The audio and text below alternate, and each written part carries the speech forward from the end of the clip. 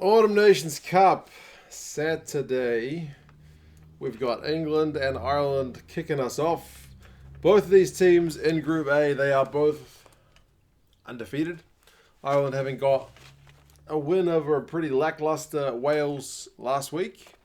And England with a, I don't know what word to use, like efficient win over Georgia in some pretty horrible conditions last week as well. 40 points to nil, can't argue, man. So England's first on the log in that group with the big bonus point win.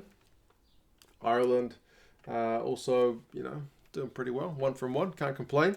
And 4 points, so 1 point behind England. But this match may be the one that kind of settles on how the teams are going to finish, because so far, based on 1 week and maybe the tail end of the Six Nations, Wales haven't really looked the business thus far.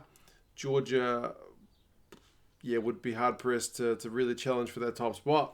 So it's going to be either England or Ireland. So this game, in all likelihood, you never know, sports can be funny things. New Zealand got beaten by the Pumas for the first time in their history last weekend, so never know, but in all likelihood, it'll be one of these two teams that go top of the log. So this is, in all likelihood, a pretty important game. Both sides have made some changes. I'll go through the squads, also talk about the recent history between the teams and a couple of predictions, and you guys can let me know your thoughts as well. So like I mentioned, there are a few changes. England have seems mostly to be positional stuff and just resting guys or having rested guys last week. I think Jonathan Joseph was the only guy last week who seemed to me maybe be under a bit of an injury cloud, but he is named.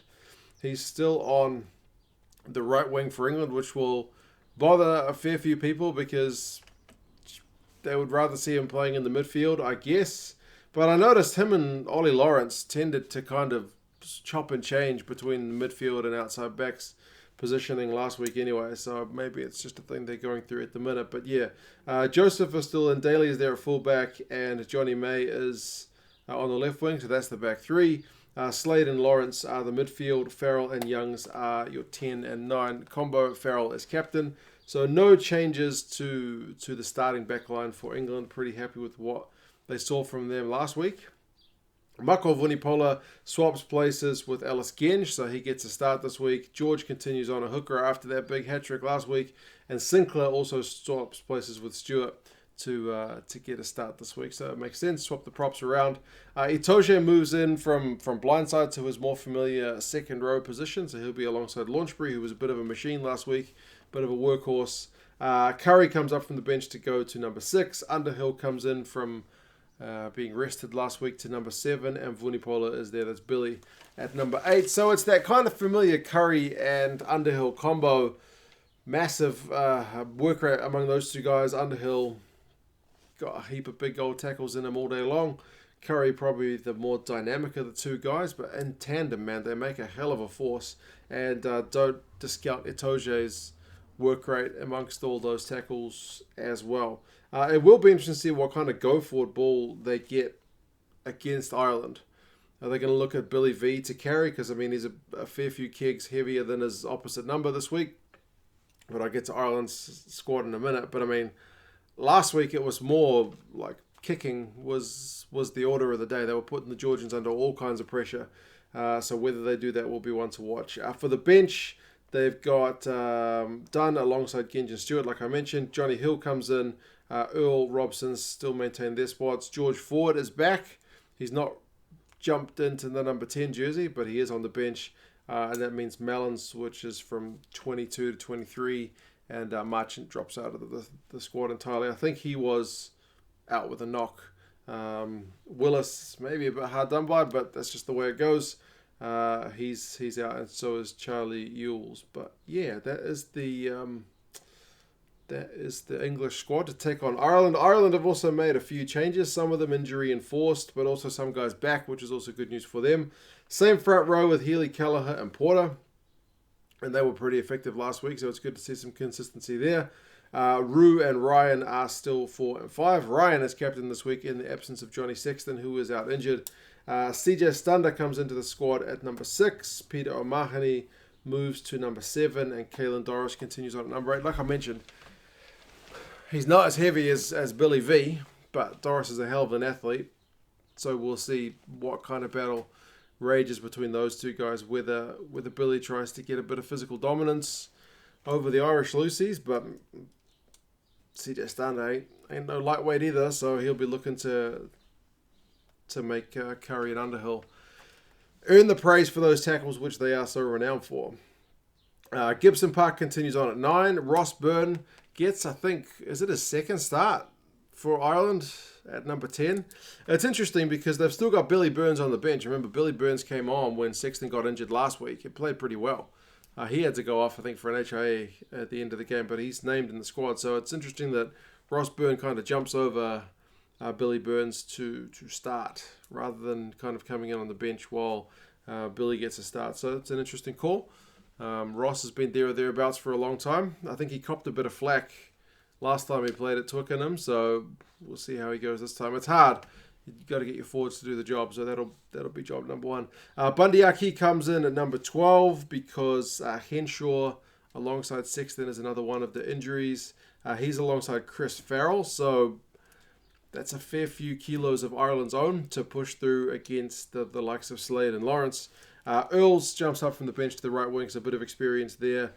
Keenan is there at fullback, and James Lowe gets his second cap for Ireland out on the left wing. And to be fair, Lowe was one of the most dangerous players they had on the field last week for Ireland. He just looked sharp from his Ireland debut, so it looks like the difference between Pro 14 and Champions Cup and then Test level for him is not going to be a huge gap for him to kind of step up to. But he's always looked that level, so yeah, we'll see.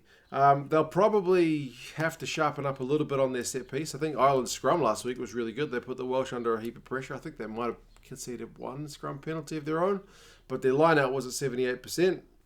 They'll want to be better against England because England aren't going to be forgiving in that department. I think England was 100%, so they'll need to be sharp. Porter can be a bit of a beast, can't he? At scrum time, and we'll need to see more of that. And that back three will have to be really mindful of the way England put those kicks through. They'll have to be absolutely on the same page. Like, you could always count on old Rob Carney. Like, he was pretty secure at the back, generally. But he just seemed to have a knack for being in the right place at the right time. So, yeah. They've also got Stockdale back. He was, I think, maybe was he ill or injured last week? Or did he do his toe? Henderson as well. So the two Ulstermen are back in the squad after being late withdrawals last week. Herring, Ed Byrne, and Beelum are the front row replacements, same as last week. Will Connors is there as well. He's able to put in some proper tackles now that I've seen him play, but I see what people mean about his chop tackling style. Does it pretty well. Conor Murray doesn't have to probably play 10 this week. We'll see. As I mentioned, Billy Burns is there. So Ireland do have an extra day's rest because they played on the Friday, whereas England played on the Saturday. However, the recent history does go England's way. And if you're looking for the most recent 3, then just cover up that 2, because the most recent 3 results have all gone England's way. Eddie Jones has had the wood on Ireland in recent years. It's not since 2018 that he's lost to Ireland. So 2018, 2017 Irish victories since then, and it has all been England. And over those last 5 games, the average has been 27-17. So relatively, in the scheme of things, pretty comfortable for England. So yeah, we'll see how this one goes. Twickenham is a pretty tough place to go, but the crowd factor, remember, has taken out of things recently, so that maybe levels the playing field a little bit. That being said, England are still favourites. The bookies have got England by 12, which kind of goes similar with that last 5 average score difference. And Rugby Forecast's algorithm has got England by 9. So again, similar to those last 5, and that it was usually England by around about that amount. So yeah, what do you guys reckon about this one? Do you think England's kick-in is going to cause Ireland problems? Do you think Billy V can kind of step up? Because I don't remember him getting... I think he was one of the better English kind of run meter guys last week, but not a heck of a lot, like 20-odd maybe. He wasn't kind of at his barnstorming best. Whereas Doris has looked pretty bloody good, even though he's only, still a young man developing player. He's looked pretty good for Ireland, but... yeah, we'll see. A little bit of stick, I think. I don't know if it's just the media quoting stuff, but I did read a headline about Eddie Jones giving stick about the Irish squad being the United Nations for having a few players there on residency, a few Kiwis and a few South Africans. But I don't know. I haven't looked at the English squad to see how many of those guys are on residency either. No idea. Not the topic of the video. But anyway, you guys let me know your thoughts on this one. How do you think it is going to go? Do you think England at home too good? Or do you think Ireland can get their first win over England in quite a few years? But yeah, you guys let me know your thoughts, and I'll see you again soon. See you later.